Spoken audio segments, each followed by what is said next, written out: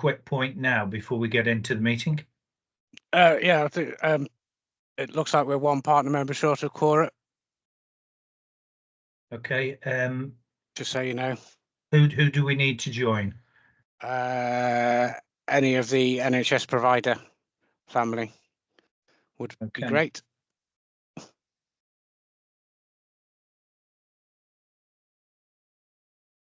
Just give it a minute and then we'll, there's Tracy, so we're okay. Hi, Tracy. Thank you for joining. We're now quorate, apparently. Okay, good afternoon, everybody, and warm welcome to the April meeting of the Integrated Care Board. Just to remind everybody that the Integrated Care Board meetings are meetings in public and not public meetings. And just to remind everybody, the meeting is being recorded and will be available on the ICB website after the meeting. I just ask if all cameras could be kept off, except for myself and for those who are presenting items on the agenda or asking a question about any item on the agenda as well. I'll invite questions from members of the public at the end of the meeting. And when I do that, if people could raise their hand on Teams, I'll direct the questions to the appropriate person. And any questions submitted online by email will, in advance of the meeting, will be addressed by myself and colleagues on the call at the beginning of the meeting. So we'll move into apologies if we can. And Jill, I'm understanding it's Tracy Shewan who's on leave today, and Paul Winter is covering with Adele for Tracy. That's correct, Chair. Thank you very much. Just to take colleagues to item 1 or enclosure 1, the Leadership Compact. Everybody will be well aware by now the Leadership Compact is within the papers. Is a very important document for us that is used at the start of all of our meetings, transacted by the ICB, and it guides the way that we conduct our business. And we'll return to that at the end of the meeting, just to review that we've actually done that. I'm advised we are quorate, and I'll move into conflicts of interest. If I could just take any that anybody has on today's agenda. Can I just check while we're doing that, Paul, if Neil Carr from Midlands Partnership has joined us?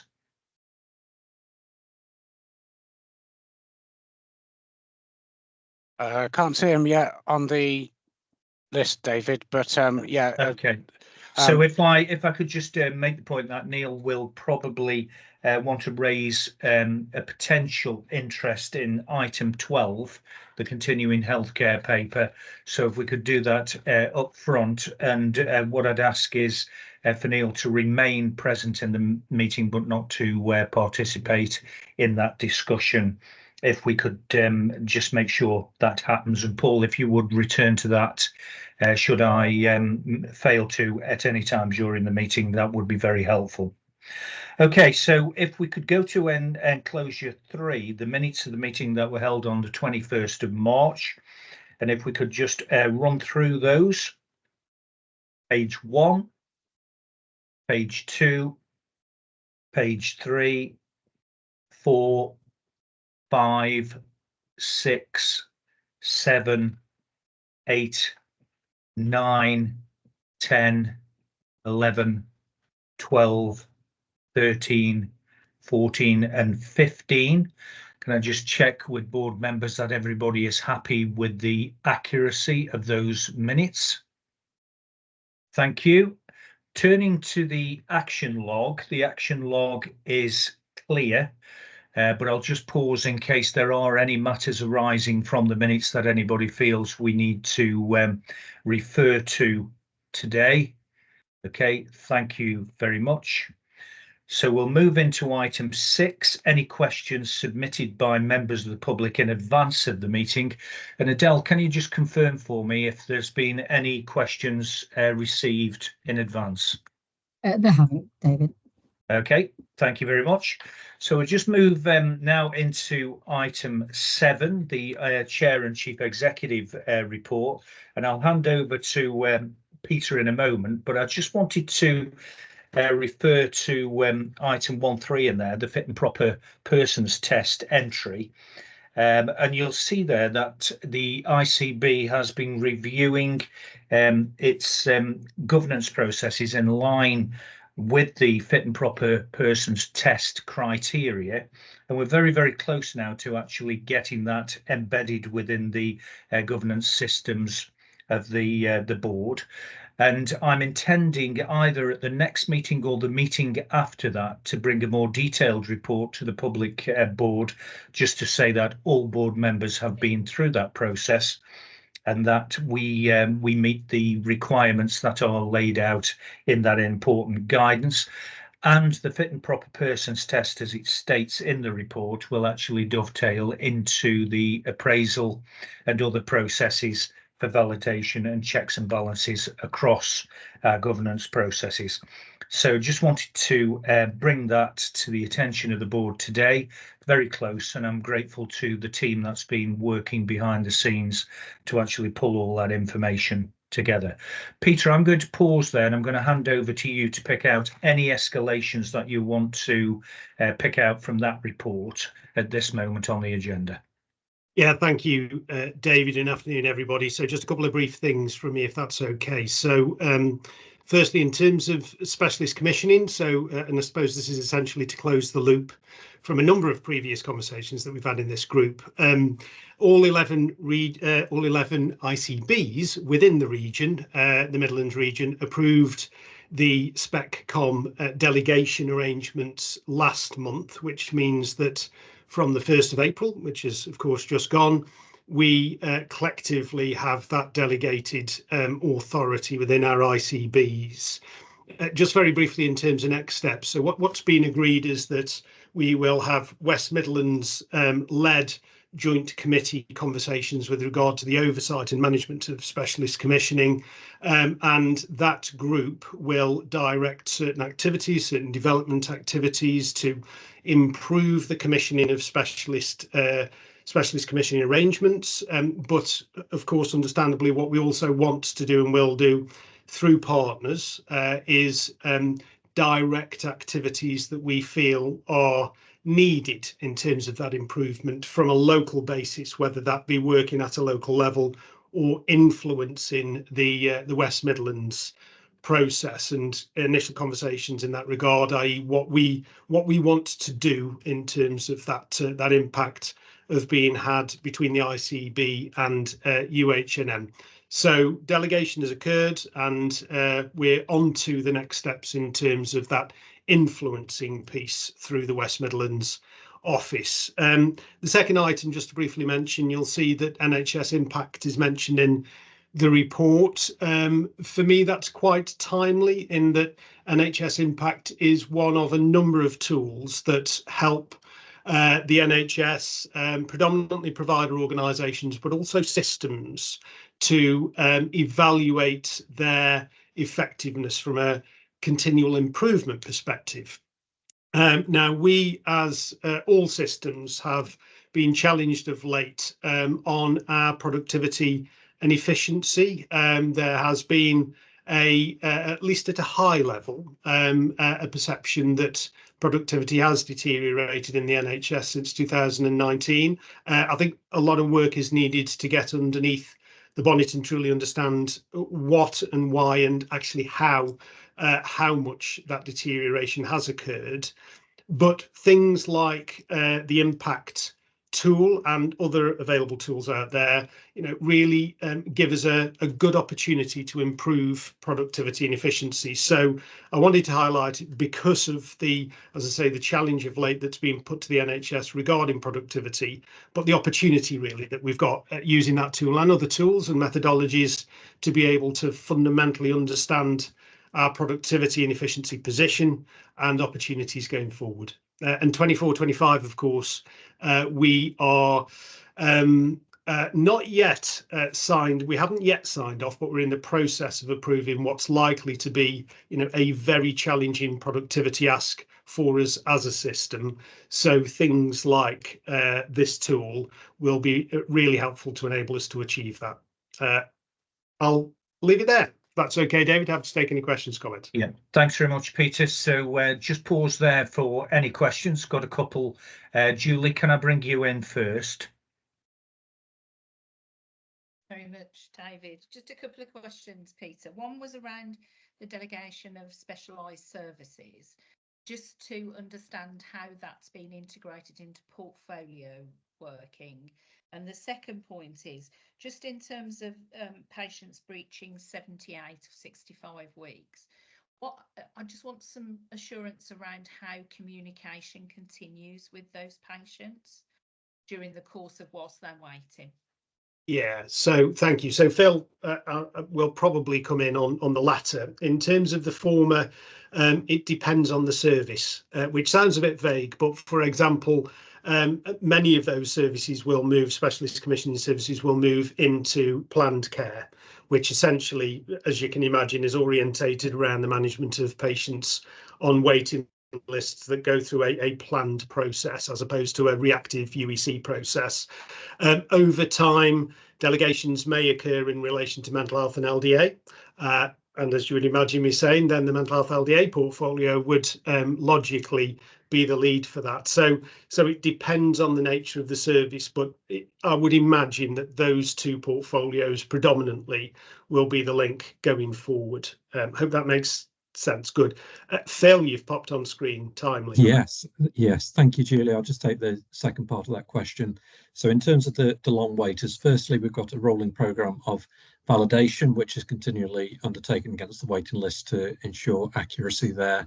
And then, yes, secondly, certainly in terms of maintaining contact with those patients, there are processes in place which are managed through the acute trusts to ensure that we're keeping track of those patients, and in the rare circumstance where patients are flagging up concerns themselves, we're then obviously logging those and tracking them through if there has been any breakdown in process. There have been a couple of those which we've been monitoring through FPC committee.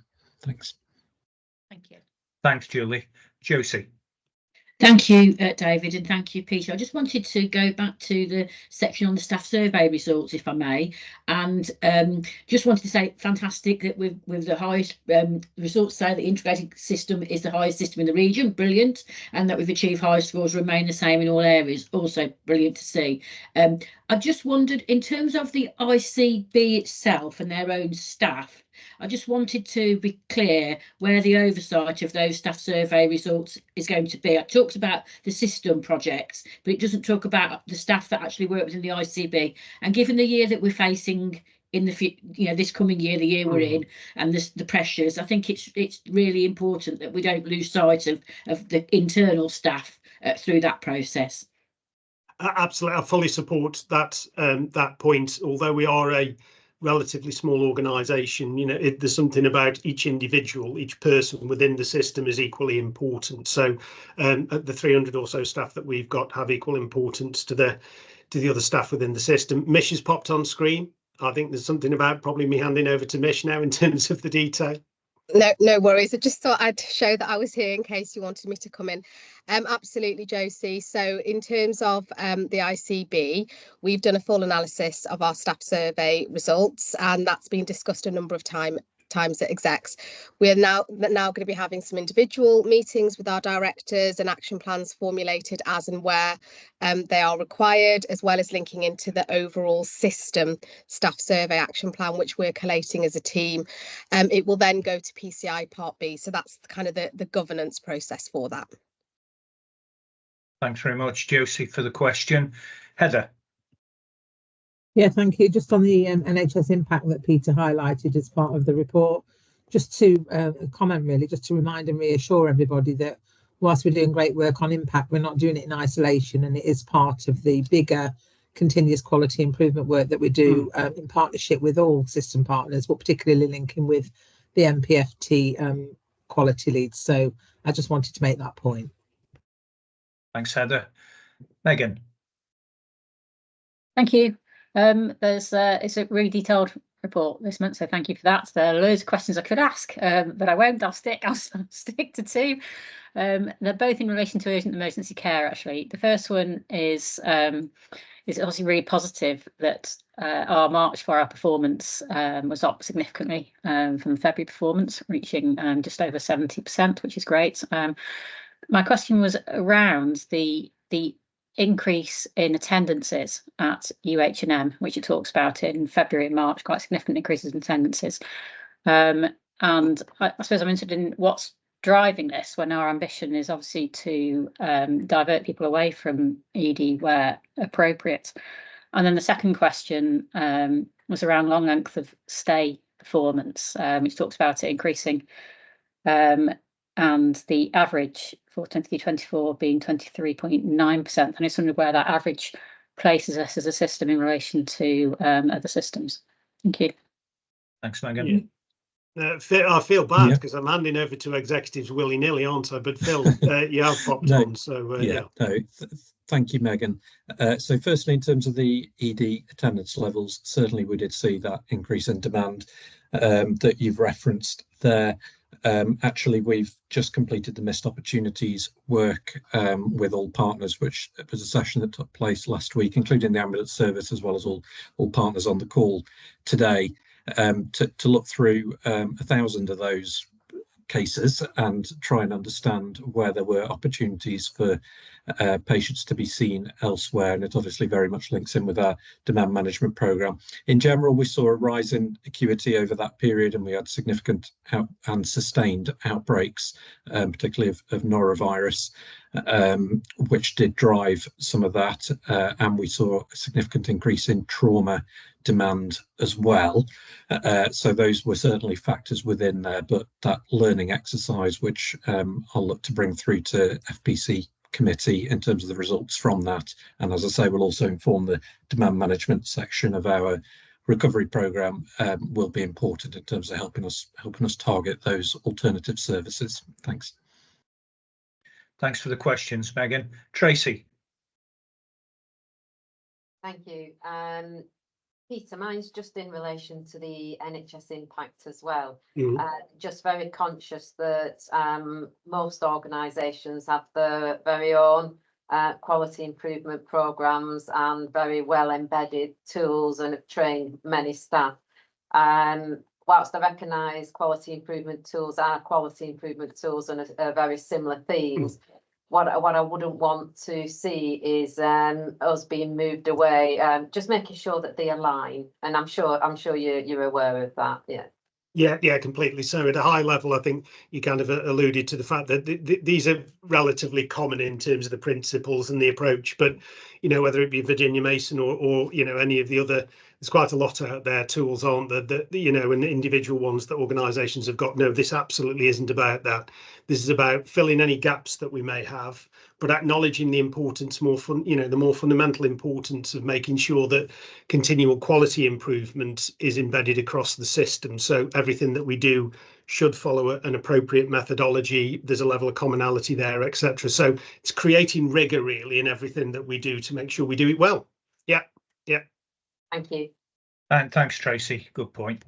So if everybody's had ample opportunity of asking any questions that they want of either Peter or myself, we'll draw that to a close, and we will receive the report and be assured that the leadership is working on each of the items that's raised within it.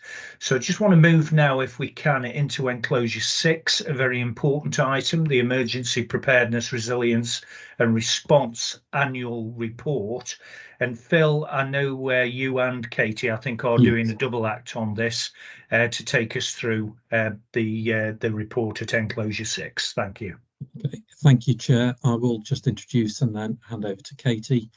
So the EPRR annual report, as you've indicated, is provided to board today. Just to note, it has been fully considered through the ICB audit committee and the recommendations were accepted there.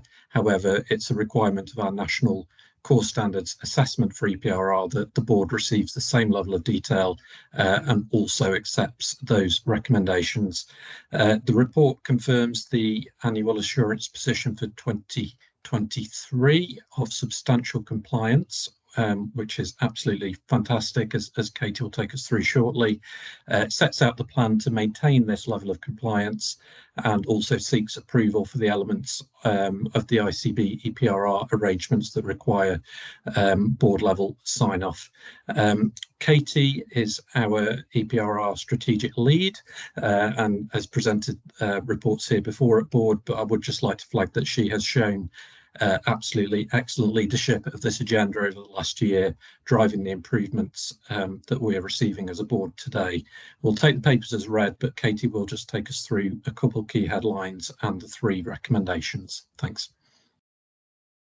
Good afternoon all. Thank you, Phil, for the introduction and the kind words, and thank you everyone for the time taken in considering the detail in the report as written as well.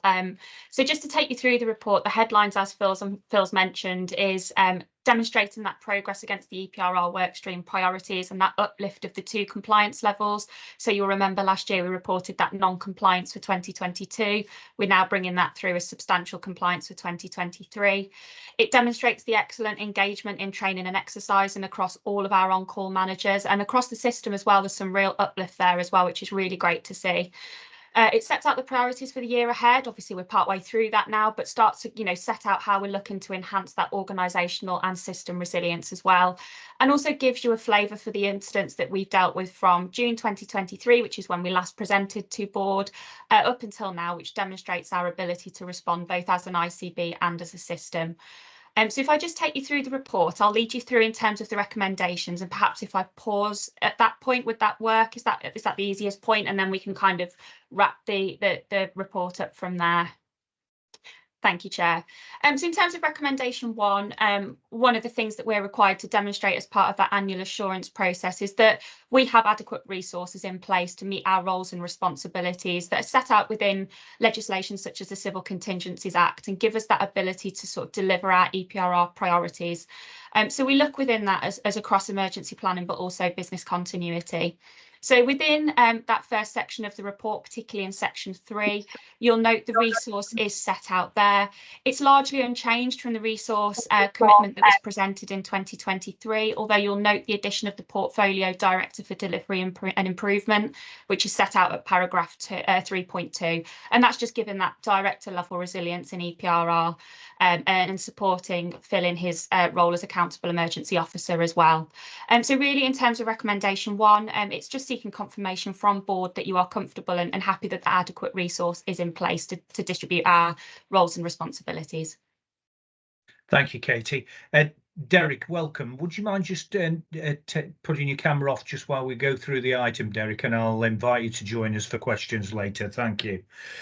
So just on recommendation 1 in the report, as Katie's referred to, we're being asked to confirm the ICB has put in place adequate resources to meet our roles and responsibilities with respect to EPRR and business continuity. Can I just take any points, or I will take silence as approval to recommendation 1? Showkat.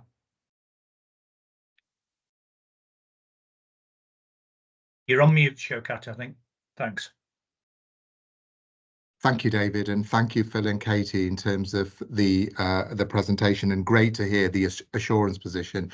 My question really was around I absolutely get the bit around adequate resources and us providing that assurance, but so much of this work relies on partners as well as the work we're doing. And have our key partners, and I'm thinking a little bit outside of just the NHS organisations, particularly the local authority, the police service itself. I know there are gold and silver arrangements that are set up, but are they in parallel giving the same level of assurance around adequate resources? Thanks, Showkat. Really great question. Katie? So in terms of adequate resources, every organisation across the NHS in particular is asking the same question of all of their organisations. So every organisation or provider providing NHS services has to also demonstrate that. So that across the health service gives us that level of assurance.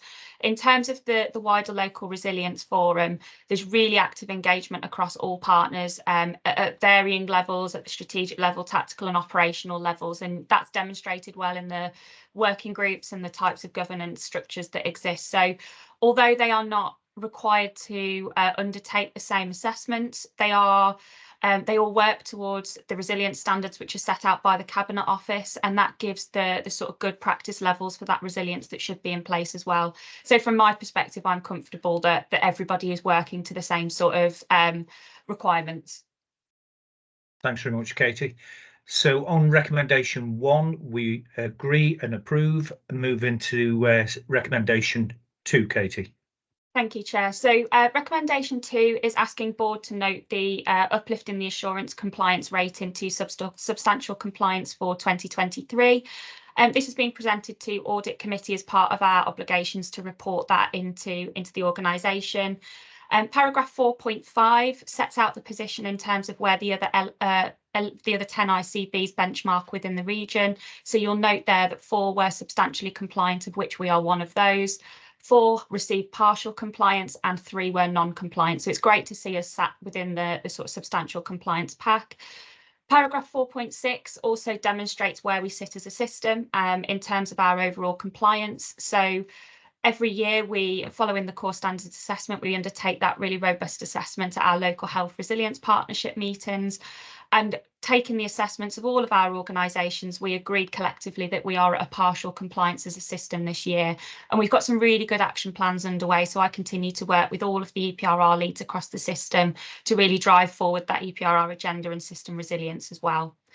So really, it's just asking that, board to note that the assurance compliance rating has uplifted and that we're now at substantial compliance. And then I'll come on shortly to talk about how we'll look to maintain that.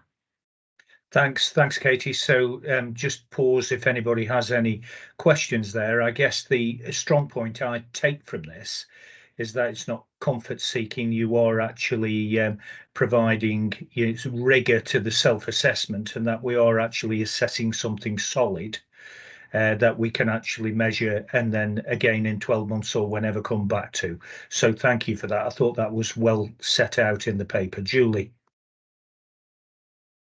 Sorry, it's more a comment, but I don't think I'll have the opportunity if I don't raise it here, because these reports have been to Audit Committee. I just wanted to draw to attention just how much work has been undertaken and the assurance that we can take to get to this position over a relatively short time, and how that compares to other ICBs. And it is about working in partnership. And it would be very easy to gloss over this particular report, if I'm honest, but if you actually look at the incidents and some of the exercises that have been undertaken during the course of the year, the impact that they would have had on performance is quite considerable. So it was just taking that opportunity, David, to acknowledge that hard work to get to that position. Yeah, thanks very much, Julie. Really important, and really important that you've given that assurance as Chair of Audit as well for the ICB. So thank you for that. So Katie, you're on a roll. Let's move into the third item of the report. Thank you, Chair. And just picking up on Julie's points as well, section 6 and 7 really highlight those incidents that we've responded to, both as an ICB, providers, system, etc. And that really demonstrates our ability to respond to any type of incident, no matter its size, scale, longevity, etc., which I think is a real positive to take. And I know certainly from an NHS England perspective, they have commented that they are comfortable in our ability to respond at provider levels, ICB and system level. And one of the things that we do, and I know this was a question that was asked at Audit Committee, is really take that time afterwards to debrief and follow through that continuous improvement process to make sure we're learning and we're capturing that as well. And it's something that we can kind of celebrate the confidence and the ability of our on-call responders as well, and our managers on call in the training and exercise engagement as well. So a thank you from me in that, in terms of how well they're responding and engaging. So taking through the rest of the report, this is just coming on to the final recommendation, which is recommendation 3. And here we're asking board to note and support the EPRR annual assurance priorities as listed in section 5. So section 5 really details how we will look to maintain that substantial compliance for 2024. We really, over the last couple of years, have got really robust frameworks that we've established and built upon, really solid processes and policies that really give us that ability now to start enhancing and looking for those opportunities to work well, to work together, to really lift that resilience as a system. So our focus in terms of an ICB perspective is again on that business continuity and training of our on-call managers. If we can make sure that as an organisation we're resilient, it gives us that ability and that scope to respond to whatever is presented to us on the day. We are focusing quite a lot on the risk assessment and management process. So something that's quite exciting across the system is we're working really closely with the local resilience forum to really align the civil risks with the health risks and start to drive that forwards together. Typically, we tend to have that approach where they tend to sit in isolation and we tend to have duplication of risk registers. And actually, regionally, that's something we're really trying to enhance and bring together. And I know it is getting quite a bit of interest from sort of the Cabinet Office colleagues in looking at how we're doing that, which is interesting. Something else that we are also doing collectively is looking at how we can start working together as a system in terms of EPRR priorities. So we held an EPRR system away day earlier this year, which was really well attended, really well engaged. So thank you to all of the providers whose teams came along to that, and it gave us that ability to really pick up on those collaboration ideas, opportunities for where we can work together. We're all facing very common problems. We don't want to be working in silos in an incident because of how closely together we work. So it was really that opportunity to look at where we could explore matrix opportunities and build that system approach to EPRR. So as I mentioned, all of those priorities are listed in section 5, and this final recommendation is just asking board to note and support those priorities, if I can, please. Yeah, thanks very much, Katie. So again, just pause there for any board members who want to make any comment on the priorities. Failing that, we note and support the EPR Annual Assurance 24-25 priorities as listed in section 5. So Katie, does that conclude the presentation and escalations that you want to raise? I guess at the start of this, I did introduce it as a very important report, and Julie made reference as audit chair to the considerable work that's gone into this, and so did Phil in terms of the work you put into this. Traction like this doesn't happen accidentally. Over a 12-month period,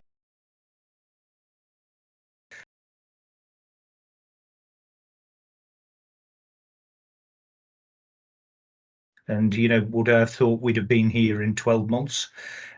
So this has been a really well executed piece of work and well planned. So well done, and we look forward to even better next year with the missing bits of the jigsaw. But Katie, thank you so much to you and everybody that's been involved in pulling this together. Great piece of work.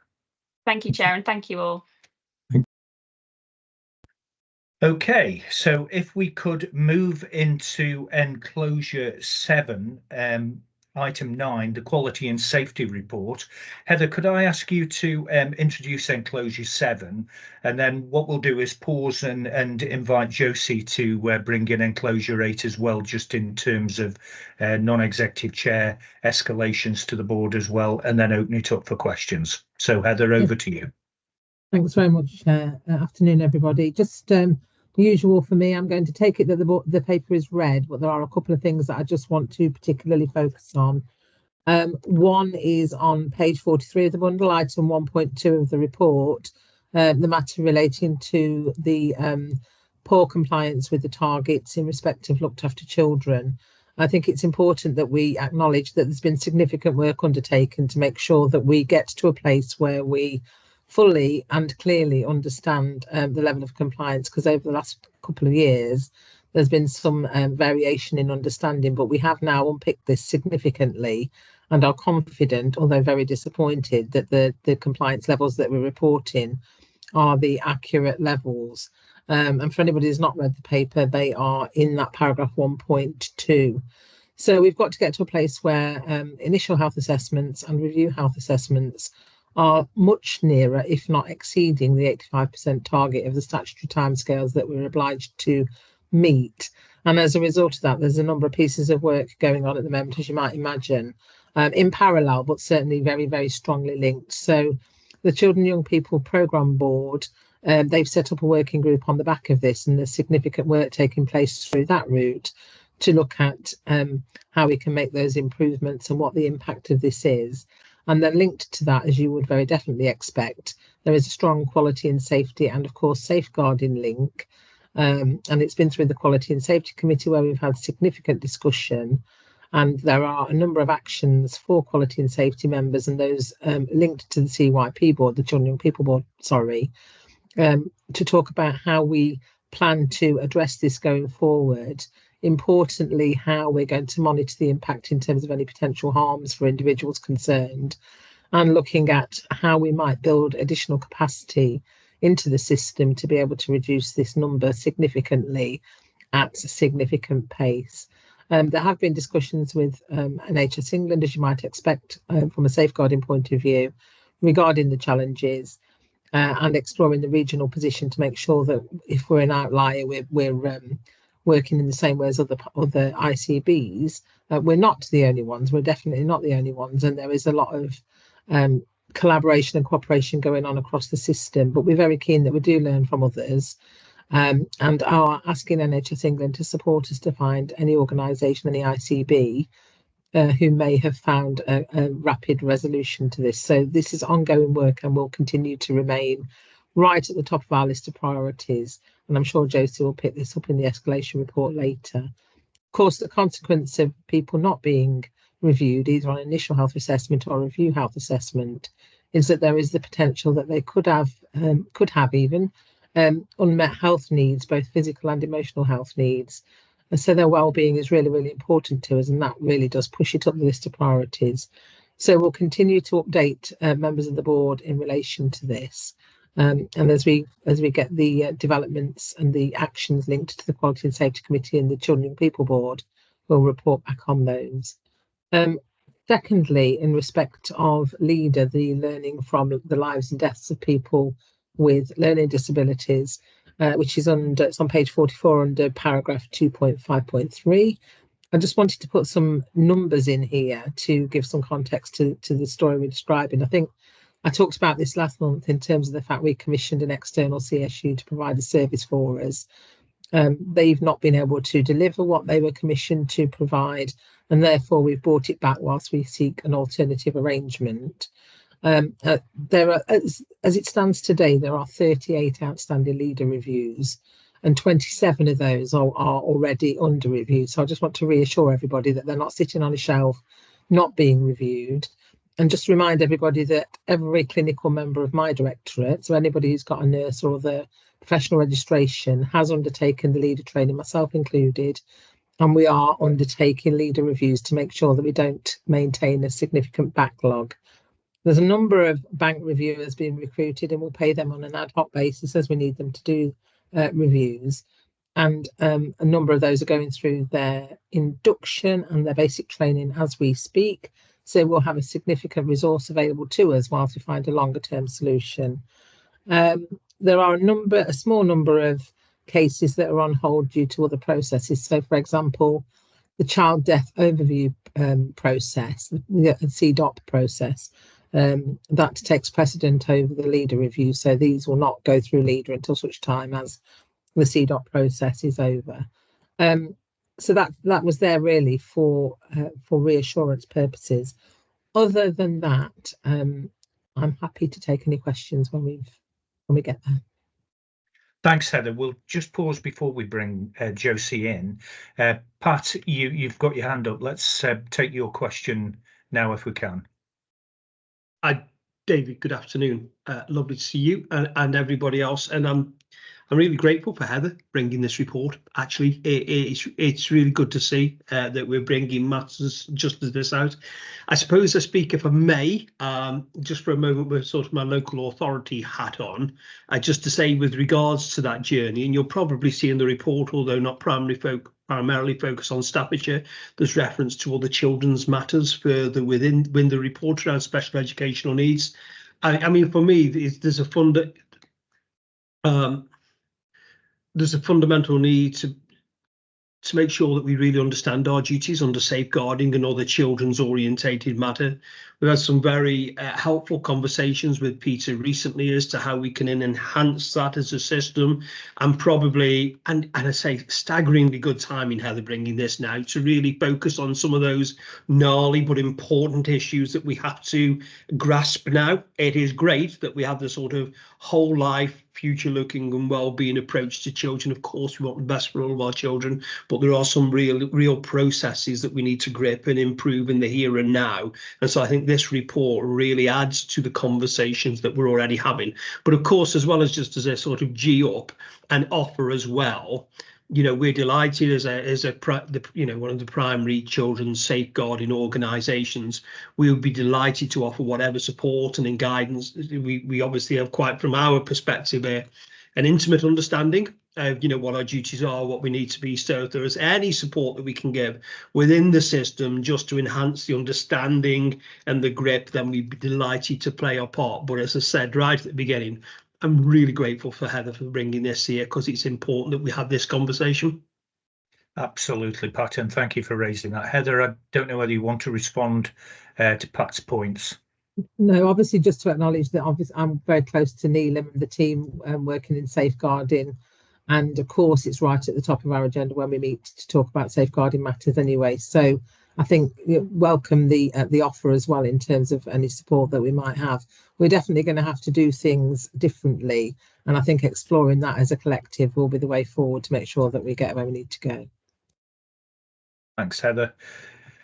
If there's no further questions on that at this point on the report, Josie, can I hand over to you? Again, very detailed exception report from you as chair of the Quality Committee as well.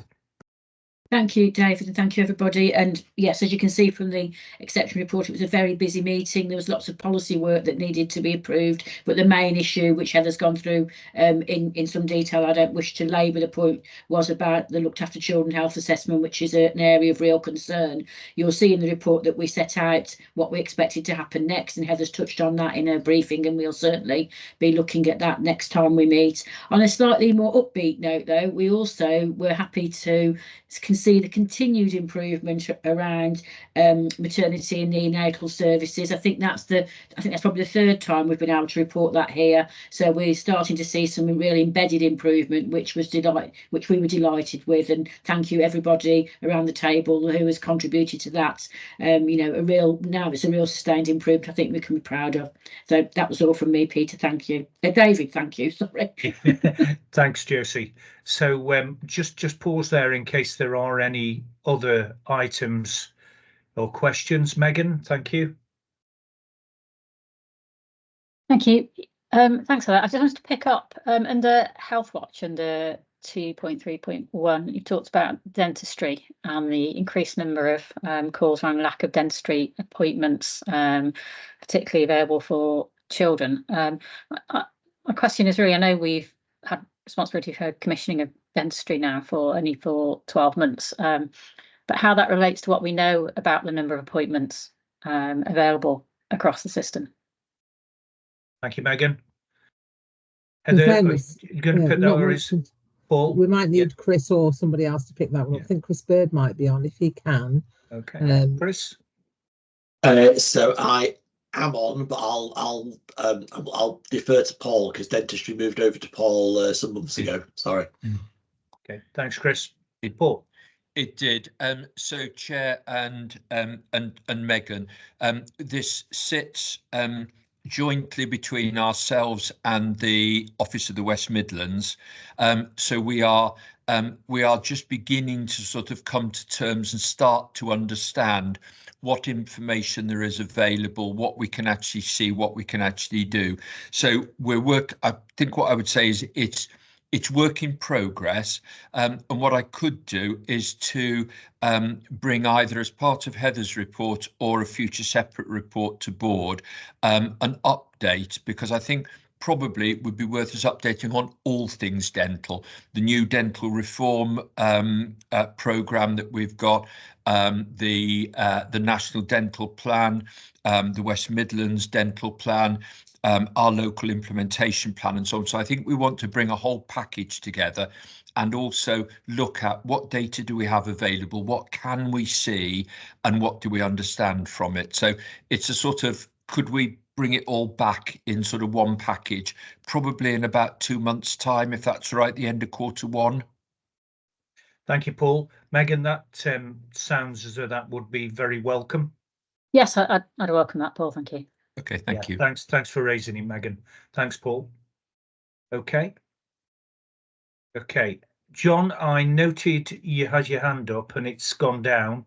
Can I just check that? So, Paul, thank you. Paul has dealt with it, really. I was going to suggest that on children's dentistry we could do a deep dive through the children's board, but I think Paul's sort of superseded that, really, by agreeing to bring something back to board. Thanks, John. Great. Okay, so we look forward to that. So just check if everybody's had ample opportunity of raising any issues. So Heather, Josie, thank you very much for a very full report, and a report that has obviously escalated some significant risk to the board this afternoon, and it's important that we do that. So just in the recommendations, obviously we are receiving the report and we've sought clarification and further action as appropriate, and that's exemplified by what we've just described with the dental work and also with the leader work and the looked after children. Be assured in relation to the key quality assurance and patient safety activity in respect of matters relevant to all parts of the integrated care system. And I guess just in the recommendation there, Heather, it would be useful to pull out in the recommendations and the escalations that have been brought to us this afternoon, particularly around the leader piece and the looked after children. And Josie, again, thank you for the assurance regarding the chair's report from the quality committee as well. So if colleagues are content to move forward, we'll move into item 10 if we can, the finance and performance report. Paul, I'll ask a similar process of you and Megan if I can. So if I can ask you and Phil to take enclosure 9, then we'll pause briefly for any immediate points, and then I'll invite Megan to take enclosure 10, the chair of the Finance and Performance Committee Assurance Report. At that point, over to you. Thank you, David. Yes, the report provides an update on our performance against the operating plan, our collective aim, and the top priorities that we set out at the start of the year. I'll cover off the finance and, as usual, hand over to Phil on the operating performance. Not much to say on finance, which is kind of good news in a sense. We are now closing down the position for the year that ended on 31st of March, and I'm pleased we managed to live within the plan that we were set and agreed back in the autumn. So the system deficit target was 91.4 million. We're expecting, subject to audit, the position to be 90.9 million. So that's £500,000 better than the plan target that we were set across the system. That all of that deficit sits in the books of the ICB. The 3 providers will be turning in small surpluses. On capital, we've showing a small increase above the limit of 1.1, but that's actually a technical reason in terms of the capital that we control and spend. We're 200,000 to the good, so we spent right up to the limit, which is good, but didn't go over it, which is obviously good as well. But a technical change to accounting regulations called IFRS 16 means that there's a technical classification issue which accounts for 1.3 million, which we're just discussing with regulators. But in real terms, in terms of the operating capital that we control, we lived within that limit as well. So Chair, on those obligations, financial obligations, we have met the plan that we agreed with regulators. Shall I pass to Phil at this point? Chair, yes, thanks, Rick. Thanks, yeah. Thanks, Paul. Thanks for that. Phil, okay. Over to you, and then we'll just pause for any questions. Thanks, Paul. Thanks, Chair. So I'll just pick up a little bit of flavour around urgent and emergency care, some of which we've touched on already in this board session, but we have continued to see those high levels of challenges in our system linked to demand and acuity, particularly following the Easter period where UHM declared a critical incident. We mobilised system support to wrap around this so that we were able to stand it down pretty rapidly. So the challenges are still clearly significant, and our teams are working hard to maintain flow.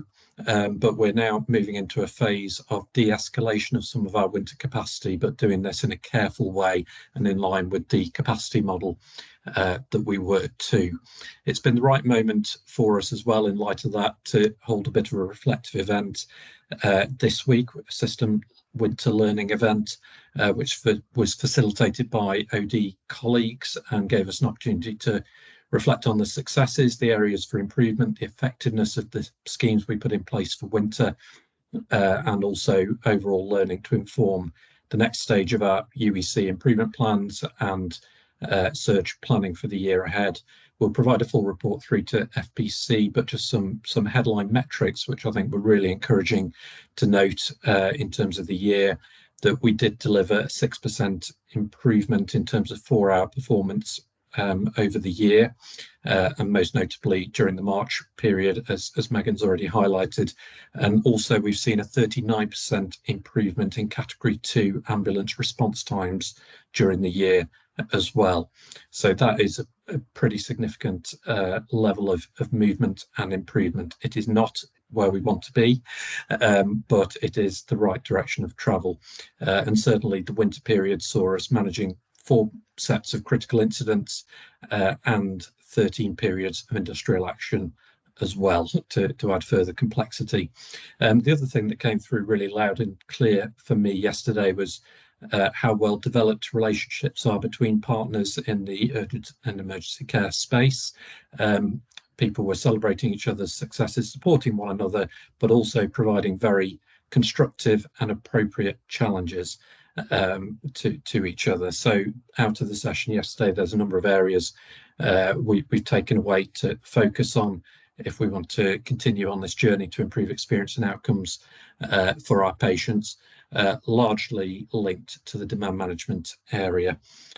Just in terms of planned care, I've previously updated the board several times on the challenges linked to the recovery of long waiters, particularly in the 78-week space due to the impact of IA and ongoing urgent care pressures. We have seen improvement at the end of the year, and as a system, it's looking like we'll have around 100 78-week waits at the end of March. 70 of those are at UHM, and the balance are in the independent sector and UHDB. We're seeking full clearance of these in all of those spaces by the end of June. We've also seen significant progress with 65-week waits. We started last year with 37,000 and we enter this year with just over 1,000, and we are working to be able to eliminate these by September in line with the national planning guidance, although we're still working through the fine detail of that, but that's certainly the ambition. The last thing I wanted to flag was around cancer performance, and just to really highlight the progress that UHM have made in this space, delivering the backlog reduction targets for patients waiting for cancer diagnosis and treatment, which is absolutely fantastic, and really strong improvement around the faster diagnosis standard performance, where we've delivered over 75% for Feb, and it's looking promising that we'll continue that hopefully for the end of March, meeting that standard. So really, really strong progress around that cancer delivery there. I'll pause there. Thank you.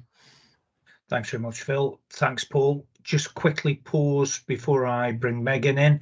Any points of clarification? Julie? Not a point of clarification. I think we've been talking about these where we've got to at the end of the year, all throughout the year. I suppose for me, it was just paying a bit of attention to the key targets not being met and the deliverables not being met around improving population health. We're not talking a great deal at board about that. I just wondered when the next deep dive was around this and how that's going to play into 24-25 planning. Thanks, Julie. Really important point. So, Phil, Paul? Yeah, I'm not sure of the timetable of when that will come through to board again, but I know certainly from my perspective, one of the key points that came out of our learning event yesterday was we're still focused on the sort of input and output metrics and not the outcomes. And if we're going to make some strong progress in the space of demand management, then the outcomes is where we need to be. So absolutely, certainly that came through loud and clear yesterday. Yeah. Yeah. So Phil, just on the back of Julie's point there, it'd be worth taking back with Paul into the exec discussion just to make sure that that focus is realigned, because obviously, yes. You know, that's not taking anything away from the frenetic work that's actually been going on to keep everything upright at the moment, but really important that we do focus on those elements where we can moving forward. Paul? Yeah, and the other thing, of course, to say is that that's the improving population health is integrated within the operating plan for the year, so it features in many parts throughout the plans, as well as the deep dive that you've asked for, which is sensible. The normal performance report will deal with the targets that we've set. Thanks, Paul. Thanks, Julie. Megan, can I invite you to give your exception report, please? Thank you. Yes, only a couple of things. First one was in relation to the system recovery programme, where we have an update at the committee, and we spent quite a lot of time over the last few months in discussing this, and it's just a feeling really that although some good progress has been made, that needs to be accelerated. And that was agreed across the committee. And there was an event which took place, a big major system event that took place on Monday, that was all part of accelerating that going forward.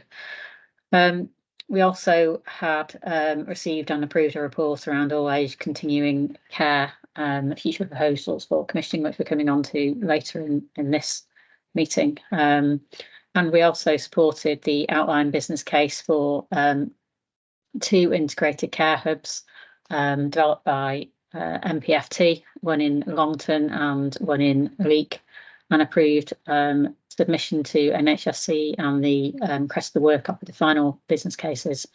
The Leek outline business case did have a net revenue cost of 1.5 million, and we did request that the net revenue cost of this would be supported and resolved through the final business case in light of the additional pressures, financial pressures on the system. I think the only thing else to mention really is that we have really good engagement and involvement in the committee from all partners across the system, and I just want to say that I'm very, very grateful for that. Thank you.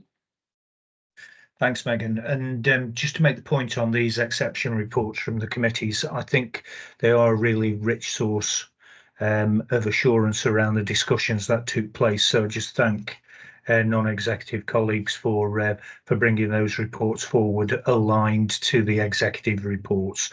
So just pause if we can. Any points, any questions anybody has of Phil, Megan or Paul?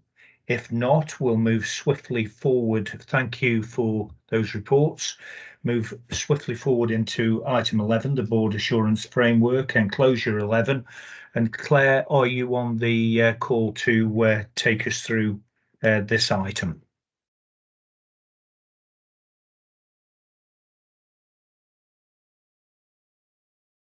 Jill, can I just check we have got Claire on the call?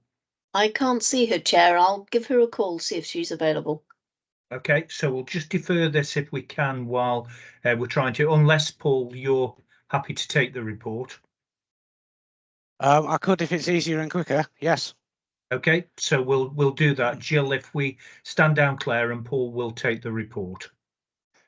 Okay, thank you. So in the interest of time, I'll take the paper mostly as read. The key points are mentioned in the cover sheet for the Q4, technically sort of end of year update on the board assurance framework, where we've got to in the last quarter in terms of delivering the various sort of strategic objectives we've set ourselves. It's a reasonably good position, quite a bit static on some of the areas, but work is taking place, the strength of controls and assurances, as they're known in governance speak, that give us the assurance that, you know, we are delivering what we set out to, are pretty good. We map those on the lines of assurance model that is reflected in some of the detailed sheets. So not a lot more to. Oh, Claire's just joining, I think. If you want, Chair, I can hand over to Claire. She wrote the report. I've just done a very high level introduction, Claire. Yeah. Good afternoon, Claire.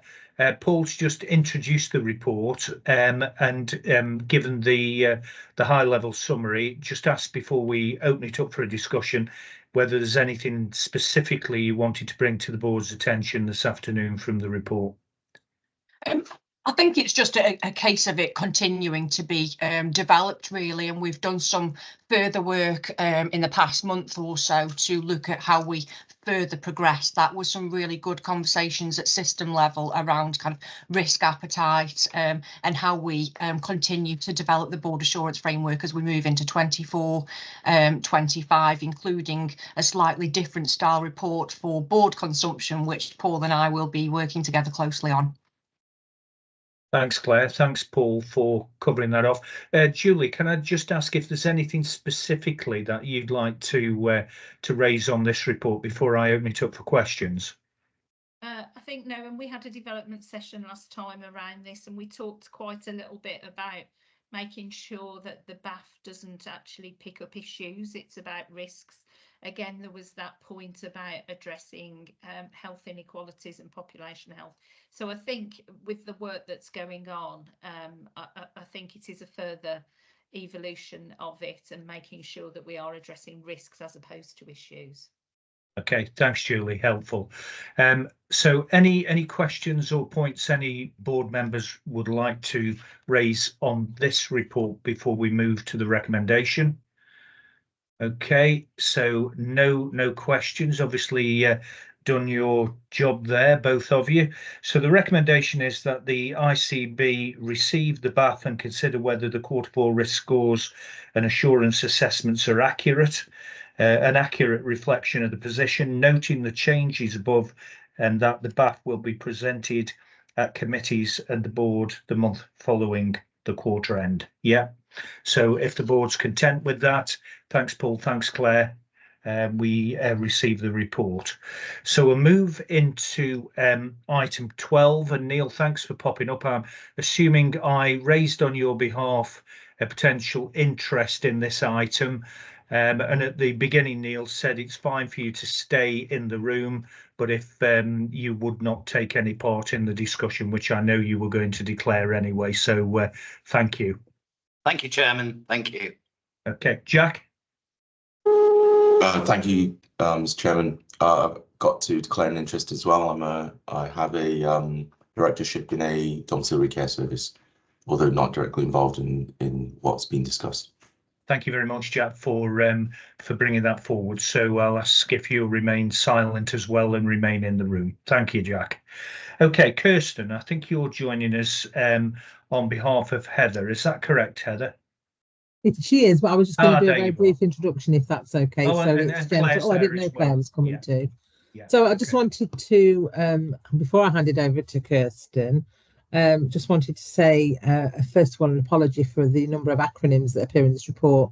We've reflected, and of course, it's been written for initially for an internal ICB meeting, and we do speak a very select language, so we can make arrangements for a glossary of terms to be shared with anybody who would like to see that. And then by way of introduction, just to say really that significant work, as you know, has already taken place to review and improve our arrangements for all age continuing healthcare.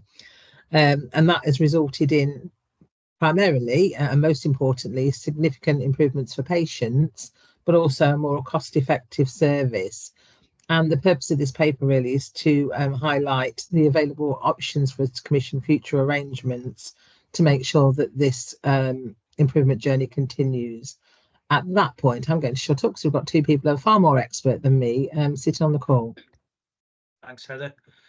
Welcome, Kirsten. Welcome, Claire. Thank you very much. And again, in interest of time, I'll take the paper as being read and just give a quick summary.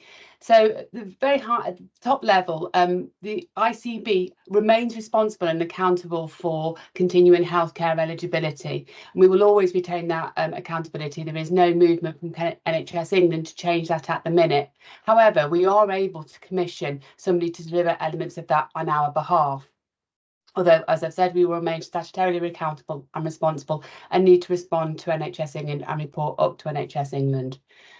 In order for us to commission this, there are 5 different ways that we could do it. We could undertake a public sector direct award, which we've ruled out because the only way we could do this is by giving it to the incumbent provider, and we don't feel that this is appropriate right now. We could undertake a public sector regime most suitable provider procurement route. We could in-house the service in its entirety.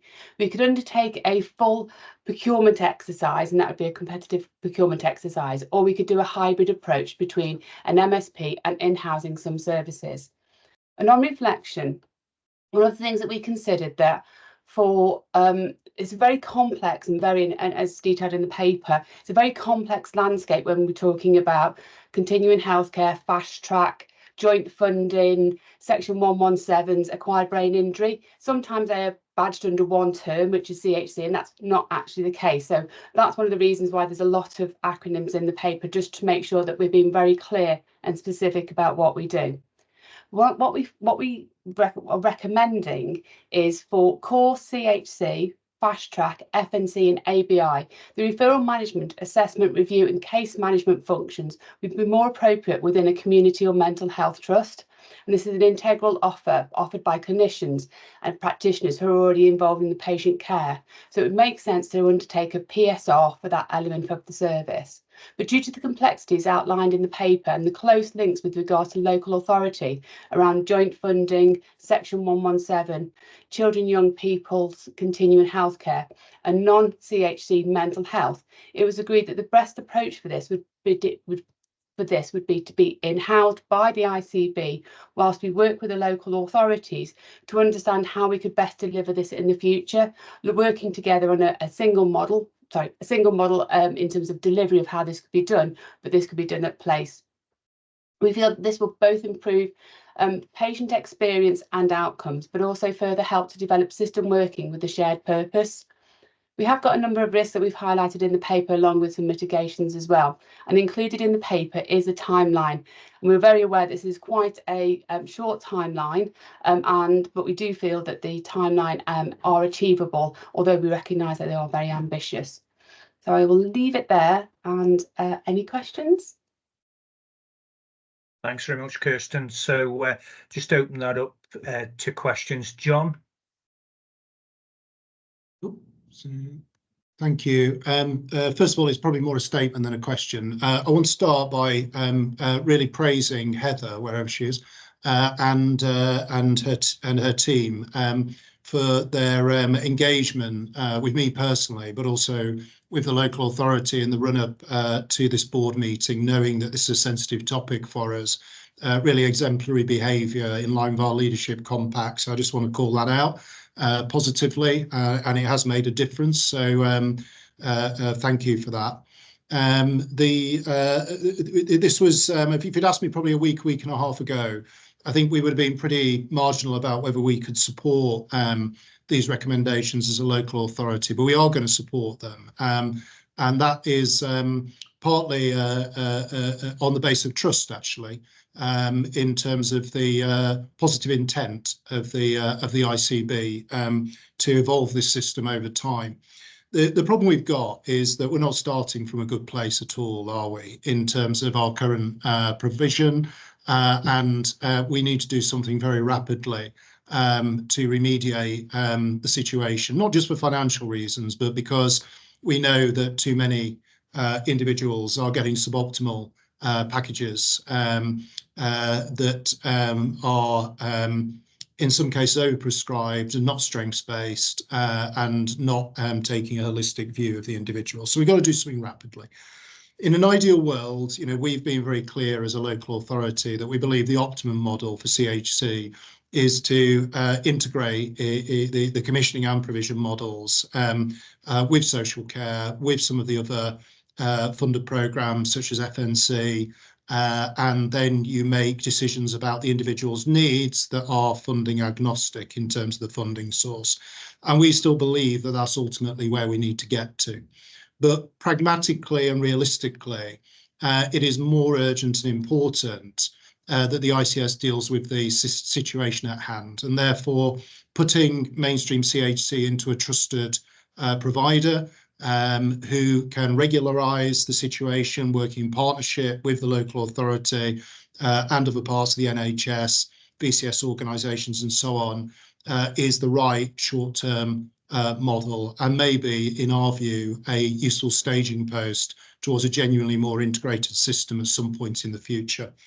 I think the fact that the ICB has shown its intent by recommending in the second recommendation that it insources certain functions so that it can work directly with us and others around the development of that integrated model is very encouraging. And that gives me another reason for investing trust in the ICB in terms of its ultimate intentions.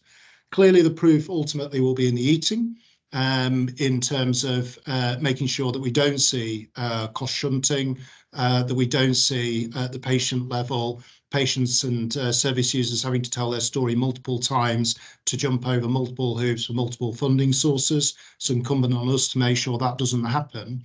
But with that caveat and on the basis of my description, I will be supporting the recommendations this afternoon.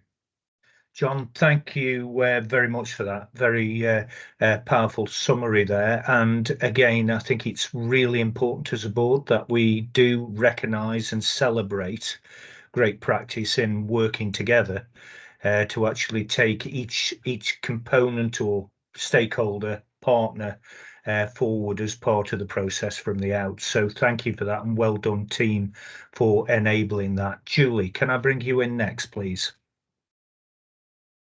Thanks very much, David. I would echo John's thoughts about an integrated approach. I just wanted to say that I found this report really useful to understand some very complex arrangements, to see things all together. It just actually brings out the complexity of it. And I do support the recommendation as well. I've just got a couple of questions that I'm going to have to ask, is because we're talking about very tight timescales. I suppose, and perhaps it is, you will say to me, Julie, it's because it's been very complex, it's a lot of partners, but we're now hitting very tight timescales. What was the reason why we couldn't have come earlier, I guess, is the question with this particular proposal. And the second one is about when we get to the end point, it's about how we communicate with the public, with our citizens around this. You know, I talk about John's point about an integrated approach. It's the complexity of it that makes it really difficult for people to understand. So to make sure that we have clear communication proposals as well. Thank you, Julie. Okay, so Kirsten, colleagues, I don't know whether you want to respond to that now. In terms of the length of time, I think it's been because it's been so difficult in terms of getting to that point in terms of making the decision, and also because we're using the new provider selection regime which came in January of this year. It's about understanding that, so it was seeking that legal advice to make sure that we were doing the right thing, obviously legally and from a governance perspective, and we were all fully understanding the what we can and can't do within their scope, because it can be seen, it can be, as I said, it's complex. So it's about trying to get underneath that complexity, and it's been the support of the legal team, and also how can we use the new provider selection regime to help us do this. And because that being so new and not really tested yet, we've just made sure that whatever decision we're making is as robust as possible with the information that we have right now. So unfortunately it has taken that time, but we're hoping from this point forward we'll have a smooth sailing, but we can never say never. I hope that helps to some degree. Claire, can I check, is it in relation to that point that you want to come back on before I bring Megan in, or a separate point? Separate point? So it was Julie's second point, sorry, Chair, the second point. Yeah, please come in now, Claire, thank you. Yes, thank you. So it was just to reassure really, I suppose, or try to, that the bit around the patient and public and population involvement within all of this is a priority, and we have, as a consequence of the governance structures set up, there's a new quality and governance group, and there's 2 parts to that, and as part of that group, we are looking at how we have lived experience and service users. We've got Health Watch at it, we've got the third sector, we've got all system partners are at that group, so it isn't just us within the ICB, is a system driven quality and governance, and how we do get the voice of patients and the public. And when we developed the equity policy, we went out for consultation first before we developed it, so that's really important to us, Julie, and as are the relationships with system partners. And back to John, really just to thank everybody from a system perspective, because we couldn't have done this without all partners, and including, you know, Health Watch, everybody. It's been a real system collaboration, so it's a delight to be part of, so thank you for that. Thank you, Claire. Julie, thanks for the question, and obviously a bit of an exemplar here in terms of how other projects and programmes of work are taken forward to learn across from. Megan, I noticed you had your hand up and it's gone down. Can I just check that you've had the opportunity of raising anything you wanted to raise before we move to the recommendations? Thanks, Ed. Yeah, it was really just a reflection on how far we've come as a system, and the fact that we are discussing this at a public board meeting, the fact that to get to this point there have been huge conversations across the system, and for me that's just a very different approach than we've had if you go back a few years, and it's evident for me of how successful we'll be going forward, that it's been such a partnership approach to get it to this point. Thank you. Thanks, Megan, for the reflection.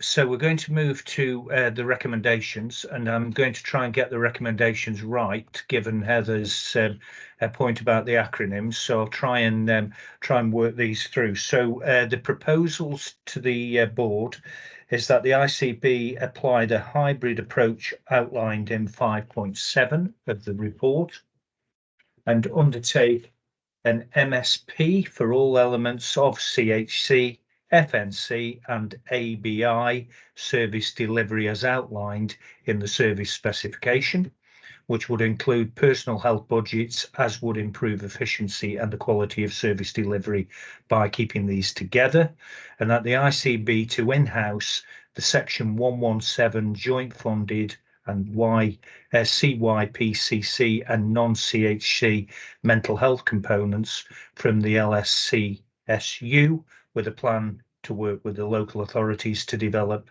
future joint arrangements during 25 and 26. Did I get that right? Thank you. So we approve the recommendations, and again, just on behalf of the board, Heather, Claire and Kirsten, thank you so much for all you've done to bring that work forward so successfully, particularly the partnership piece, which is commendable. Thank you. Very much. Okay, so if we can move into item 13, please, the operational planning update. And Paul, I'm going to hand over to you again to take us through enclosure 13. Thank you, David. Just a few words for me, if that's okay, by way of introduction. So I think in a technical sense, I think it's, you know, we're in a really good place. We've got following on from that previous conversation, really strong engagement across the system to the plan. The Health and Care Senate involved in the workup of the objectives and the goals for the year. So we've got something which is clinically owned and joins together, triangulates between the different parts. So in that sense, you know, a very successful process this year, we think, and built on what we achieved last year. In terms of the operating targets that we've been set, the key targets around cancer, A&E, elective waiting times, diagnostics, mental health, all of those we're essentially compliant. There's some challenges clearly around achieving some of those percentage numbers that have been set, but there is a commitment to do that, and the plans fundamentally deliver the operating targets. The workforce shows a bit of a difference from previous years, and questions obviously Mish can take you through that if that would be helpful. We've seen quite significant workforce growth in the system over the past few years. This year, the plan is to essentially hold the workforce about where it is, and that's all part of the strategy, which is to drive up productivity, which was just discussed earlier.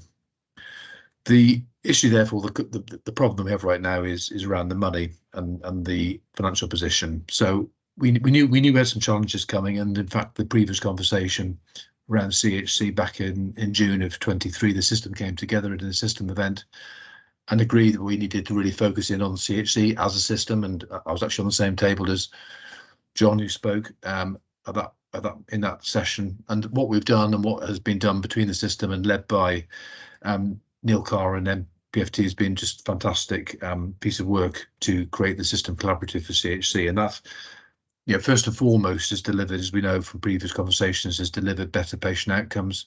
That's what it's all about. But it's also delivered very significant money savings. So into the new year, the target is to reduce spend compared to the previous position by 67 billion, 67 of the 109 billion target. And no, I'm getting on a bit now. My career is best part of 40 years old. I can honestly say it's the most impressive thing I've been involved with, where we have genuinely made people's lives better and saved a huge amount of money at the same time.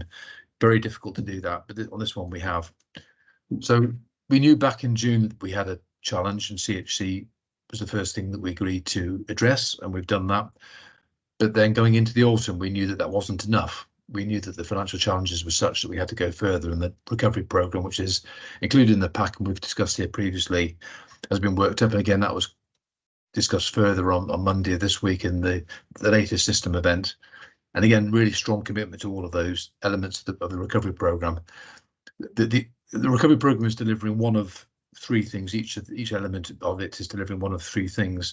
It's delivering better productivity or reduced activity into the secondary healthcare sector, where we still have a bed gap in terms of the beds that we have and the demand that we expect, and or cash savings. The third of those is the most difficult to achieve in the short term. It takes a while. The example of that would be one of those recovery areas is around contracts. We spend as a system 175 million on contracts outside of the NHS family, but in housing those services, we would like to do over time repatriating services, bringing care closer to the home of the patients and the residents. Takes time. We need to have that capacity in place. We need to have the workforce in place, etc. So getting that cash out quickly is not possible, and that will take time. We need the time for those recovery plan initiatives to really bed in. In the short term, that means our financial position is extremely difficult. We have improved it since the position we reported last month. We were talking then about a deficit potentially of 179 million. We're down to the latest submission is about 130 million. We're struggling to get much further if we're to deliver all of the operating targets. So that's where we are, unfortunately, in a position where we do not have a compliant financial plan. Escalation meetings continue with regional and national colleagues, and we'll continue to work with them to see what can be done, and further work is being undertaken by the executive part of the system again this week and next week to agree how to take that forward. Just wanted to finish with one more positive part of the story, because that's obviously very difficult. It's slide 131 of the 139 bundle, which shows the longer term impact of the recovery and how that will bring the system back into a recurrent balance. If we can deliver, and there's quite a big if, because we've got CIPs now at 4 and up to 4.5%.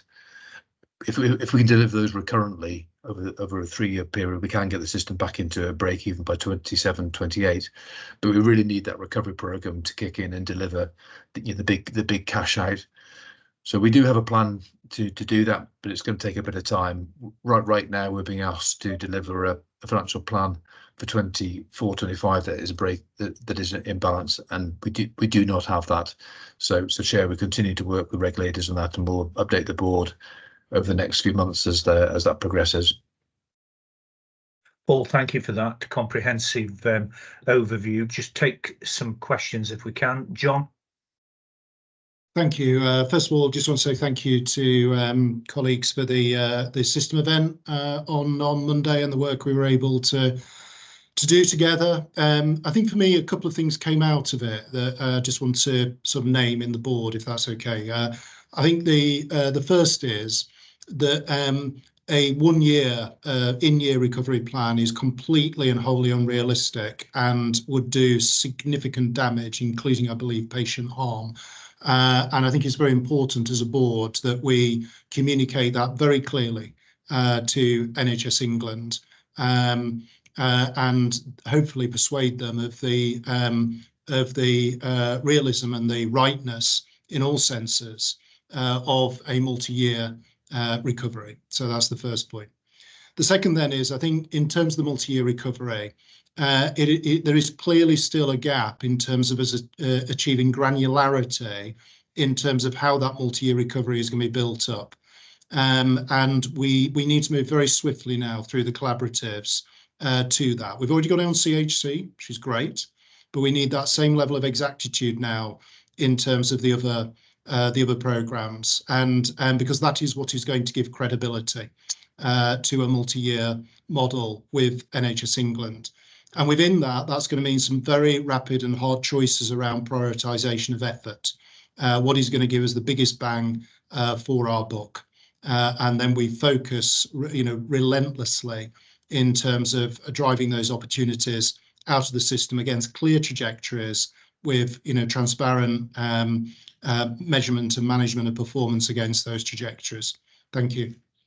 Thanks, John. And I think those points, which certainly I'm sure all board members would endorse, particularly the issue around the development of a 2 to 3 year recovery programme and the granularity that demonstrates grip and control, gives earned autonomy back from regulators, that we're in a position where we can deliver that. So we'll certainly note and endorse those comments in the minutes. Neil?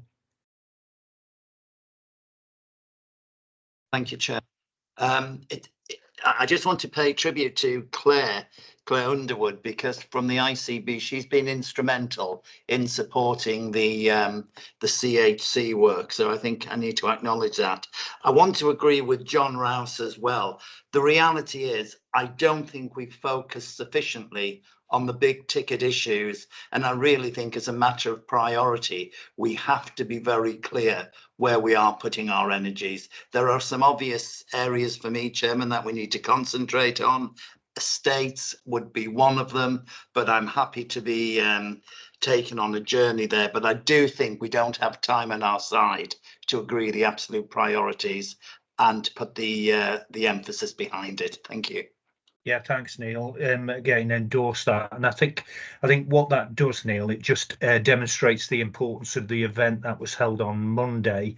And I know from the feedback from that, which the NHS chairs from the system took last night from Paul and Peter and others, was very powerful, that people were coming together with some real practical ideas of where to actually put that energy and that grip and control in at an early stage. So thank you for those points. So Paul, thanks for the update. A lot of work to do.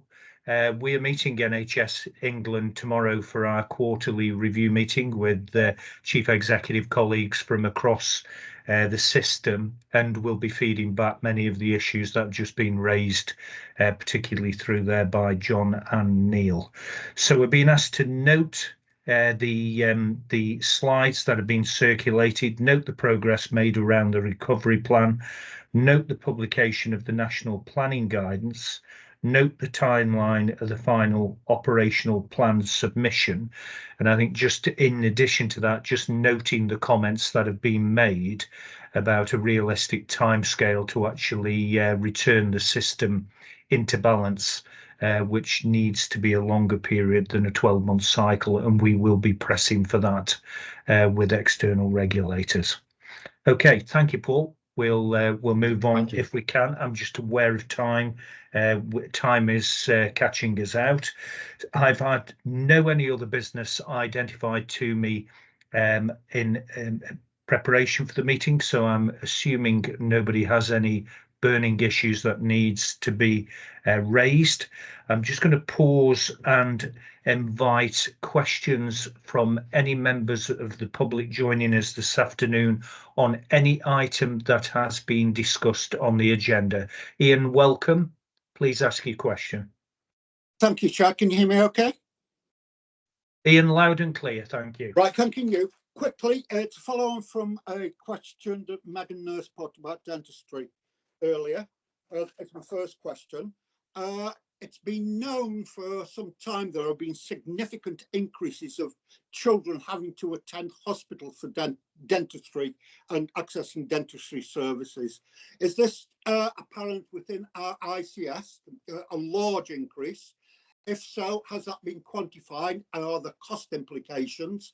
And if so, what has been done to ensure children can access dentistry service prior to going to what is probably the most costly element of dentistry service, that is within acute care?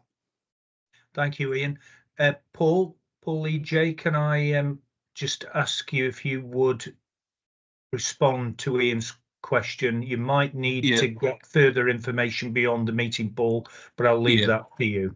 I can, thank you, Dave, and thank you, Ian. I can give Ian probably a fuller reply offline and so on, but yes, absolutely. And in terms of the number of children that are accessing our acute services, I think I'm right in saying in Stoke-on-Trent, the figure is somewhere over nearly 2,500 children a year are having teeth extracted under general anaesthetic. That is the highest incidence across the ICS. We have a lower incidence down towards the south and the southeast, where we have naturally fluoridated areas. So down Lichfield and that area, we have a much lower incidence. There's a lot of work being done around the dental plan, the dental implementation plan, and our local plan. We are waiting any day now for a health equity audit that has been done for each ICS area across the whole of the Midlands, which will allow us to benchmark but also see where we are on that. We've got a number of programmes running around fluoride, toothbrushing, etc., working in conjunction with local authorities. So it is a problem, Ian, particularly up in the north, so Stoke-on-Trent and North Staffordshire. There is a programme to look at that. There's a lot more that we could do, and I'm happy to give you a fuller answer if you would like in writing. Brilliant, thank you very much. I'll follow that up, Paul. Okay, thank you. Quickly. Thanks, Paul. Ian? Quickly, productivity. I know it's going to be a big issue, and Paul mentioned earlier, hold workforce where it is. Paul Brown mentioned. But there was an interesting report by the Institute for Government, NHS Productivity Puzzle. One of the things that they did pick out is capital spend within the NHS. Considering we have the fifth lowest number of CT and PET scanners and MRI units per capita within the OECD, how do we square that circle? Because those definitely lack of inhibit efficiency and productivity. Okay, thank you, Ian, for the question. Can I just check, is there anybody around the board table that can give that response to Ian? Don't be shy. Yeah, looks like Peter Axon, our chief executive, is going to attempt to answer that, Ian. So, well, I'm going to hand over to Peter, and then we'll rate him out of 10. Well, I waited a few seconds to see if another executive would pop their hand up, and there was none. So by default, you've got the chief exec, Ian.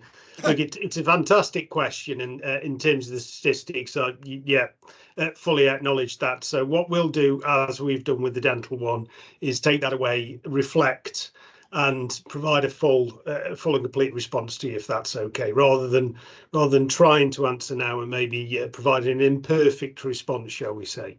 Okay. Thank you very much for your attention, Peter Axon. Quickly, the health reviews Thanks. for looked after children. The 7% and 11% are awful, frankly. If I understand correctly from Heather's report, those are accurate levels. And it isn't just our ICS area, it seems to be a lot more prevalent through other ICBs, etc., etc. What are the statutory timescales?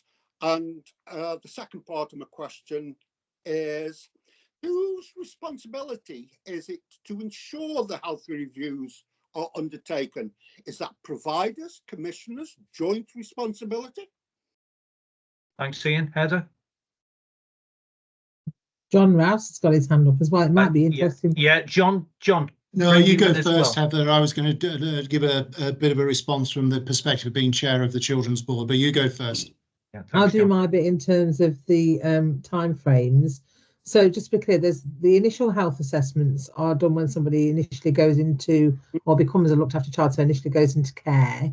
Yeah. And they have to be done within 20 working days. Yeah. Review health assessments have to be done within 6 months for under 5s and 12 months for over 5. So, of course, there's a bigger complexity around that. There's a whole load of guidance and additional information that we can, and I'm sure we'll share with you, but it might be useful from a children's board point of view for John to come in at that point and just add a bit more in terms of the context around where we are and who delivers what. Thanks, Heather. Over to you, John. Yeah, so first of all, I think it's worth saying that these arrangements are slightly different in the city to the county for the simple reason that the city remains under statutory intervention, has been in statutory intervention since 2019. And so the accountability is from the NHS, the ICB, up to the Children's Improvement Board, which is chaired by a appointed advisor of the Secretary of State. That chair is very aware of the situation. It was reported at the last board meeting and is understandably very unhappy in terms of the current situation. And then second, in terms of my role as chair of the Children's Health Board, as was said earlier in the meeting, we are taking this as a really significant priority, and we will be monitoring improvement on a month-by-month basis through our metrics. This situation cannot carry on and has to be improved very rapidly.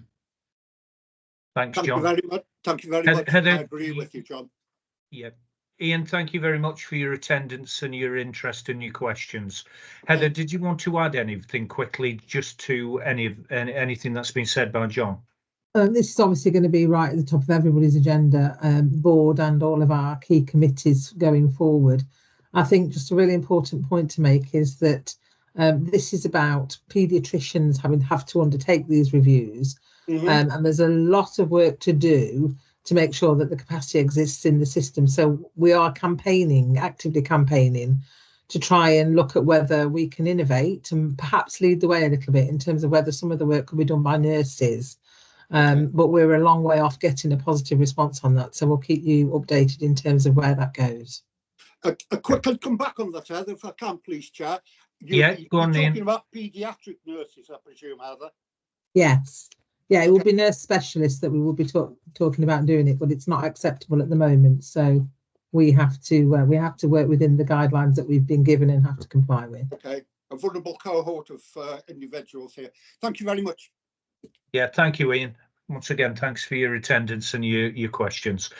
Okay, if there's no other questions, just move into meeting effectiveness. And I introduced the compact at the start, and it has been referred to during the course of the meeting. So just pause if anybody's got any specific issues they want to raise on meeting effectiveness.